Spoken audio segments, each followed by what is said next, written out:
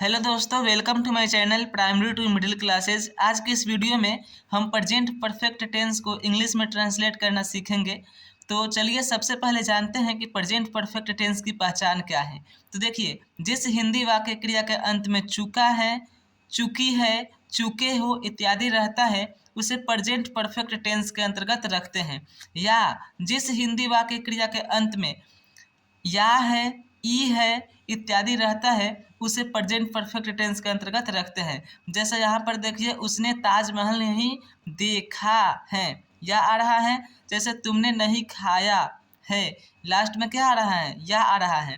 उसी तरह है, राम ने मदद नहीं की है, क्या आ रहा है, अंत में ई है आ रहा है। तो ये भी क्या है, प्रेजेंट परफेक्ट टेंस के अंतर्गत ये सभी सेंटेंस आएंगे। तो इन सेंटेंस को हम इंग्लिश में ट्रांसलेट किस तरह से करेंगे, चलिए उसको जानते हैं। तो देखिए, सबसे पहले एक स्ट्रक्चर को देखेंगे, इसी स्ट्रक्चर के अकॉर्डिंग हम इन्हें इंग्लिश में ट्रांसलेट करना सीखेंगे। ठीक है, इस स्ट्रक्चर को फॉलो करने के बाद ही हम इसे इंग्लिश में ट्रांसलेट कर सकते हैं।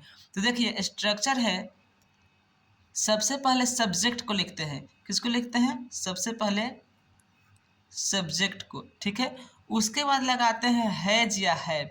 हैज या हैव सब्जेक्ट के अनुसार लगाते हैं। ठीक है, यदि सिंगुलर सब्जेक्ट रहेगा तो हैज का यूज करेंगे और प्लूरल सब्जेक्ट रहेगा तो हैव का।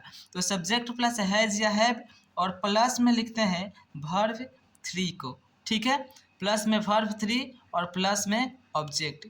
ये इसका स्ट्रक्चर है।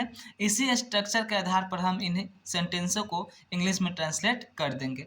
ठीक है, तो चलिए हम इनको इंग्लिश में ट्रांसलेट करते हैं। तो देखिए, पहला सेंटेंस है, राम जा चुका है। तो स्ट्रक्चर क्या है, सबसे पहले सब्जेक्ट लिखेंगे। तो इसमें सब्जेक्ट क्या है, राम। तो चलिए लिखते हैं, सबसे पहले क्या लिखेंगे, सब्जेक्ट। तो लिखेंगे राम, हो गया। उसके बाद हैज या हैव का यूज करना है। तो राम सिंगुलर है तो इसलिए इसके साथ क्या लगेगा, हैज।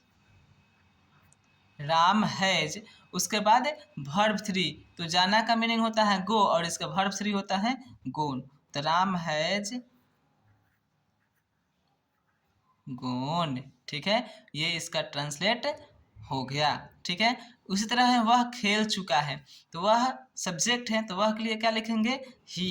तो लिख देते हैं ही। ठीक है, और ही के साथ किसका यूज होगा, हैज या हैव का, तो हैज का। तो ही हैज। ठीक है, उसके बाद खेलना का मीनिंग होता है प्ले और इसका वर्ब थ्री होता है प्लेड। ठीक है, वर्ब के ऊपर मैंने ऑलरेडी वीडियो बनाकर रखी है, यदि आपने नहीं देखा है तो जाकर वीडियो देख लीजिए। तीसरा है, मैं पढ़ चुका हूँ। ठीक है, तो मैं सब्जेक्ट है, क्या लिखेंगे, सबसे पहले सब्जेक्ट आई और आई के साथ हमेशा क्या लगता है, हैव लगता है। तो आई हैव, आई हैव हो गया। उसके बाद क्या लिखना है, वर्ब थ्री। तो पढ़ना का वर्ब थ्री होता है रेड। आई हैव रीड, मैं पढ़ चुका हूँ। उसी तरह है, तुम खा चुके हो। तो तुम का क्या होता है, यू, और यू के साथ क्या लगेगा, हैव लगेगा। तो यू हैव, और खाना का होता है इट। ठीक है, तो इट का वर्ब थ्री क्या होगा, इटेन। You have eaten. ठीक है, उसी तरह राधा नाच चुकी है। राधा नाच चुकी है। तो इसे आप लोग कमेंट बॉक्स में कमेंट करिए कि इसका इंग्लिश क्या होगा। ठीक है, आप लोग इसे कमेंट ज़रूर करिएगा। ठीक है, चलिए अब प्रेजेंट परफेक्ट टेंस के निगेटिव सेंटेंस को देख लेते हैं कि यदि निगेटिव सेंटेंस आए तो किस तरह से बनाएंगे। ठीक है, तो देखिए, इसके लिए भी एक स्ट्रक्चर होता है। सबसे पहले उस स्ट्रक्चर को देखेंगे। स्ट्रक्चर होता है इसका, सबसे पहले लिखते हैं सब्जेक्ट। ठीक है, और उसके बाद लिखते हैं हैज या हैव का यूज करते हैं, हैज या हैव का। ठीक है, और प्लस हैज या हैव का यूज करने के बाद जस्ट नॉट का यूज कर देंगे और फिर प्लस में वर्ब थ्री और उसके बाद जो ऑब्जेक्ट रहेगा उसको लिख देंगे। ठीक है, तो ये निगेटिव सेंटेंस को बनाने का स्ट्रक्चर है। चलिए बारी बारी से हम इन सेंटेंसों को इंग्लिश में ट्रांसलेट कर देते हैं स्ट्रक्चर के अकॉर्डिंग। उसने ताजमहल नहीं देखा है। तो उसने यहाँ पर क्या है, सब्जेक्ट है, तो लिखेंगे ही। ठीक है, और हैज हैव का यूज करना है तो ही के साथ हैज लगता है, ही हैज। उसके बाद नॉट का, तो ही हैज नॉट। नहीं देखा है, तो देखना यहाँ पर वर्ब है तो लगा देंगे देखने के लिए seen, verb three. He has not seen the Taj Mahal, यहाँ है, ठीक है, यहाँ पर लिख लीजिएगा ताजमहल, ठीक।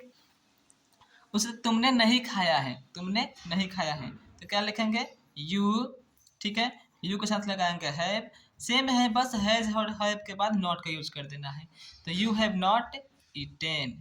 उम्मीद करता हूँ आपको समझ में आ रही होगी। उसी तरह राम ने मदद नहीं की है, तो राम यहाँ पर सब्जेक्ट है तो लिखेंगे राम, और राम के साथ क्या यूज होगा हैज, उसके बाद जस्ट बगल में नॉट का यूज, राम हैज नॉट, और मदद नहीं की है तो राम हैज नॉट हेल्प्ड, ठीक है।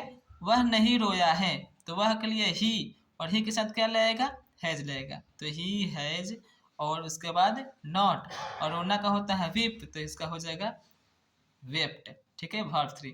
उसी तरह मैंने ताजमहल नहीं देखा है, इसे आप लोग कमेंट बॉक्स में कमेंट करिए कि इसका इंग्लिश क्या होगा, ठीक है। उम्मीद करता हूँ कि आपको वीडियो अच्छी लगी है, समझ में आई होगी। यदि वीडियो अच्छी लगी हो तो चैनल को सब्सक्राइब करें एंड वीडियो को लाइक कमेंट शेयर जरूर कर देगा। तो मिलते हैं अगले वीडियो में, तब तक के लिए bye, thanks for watching this video.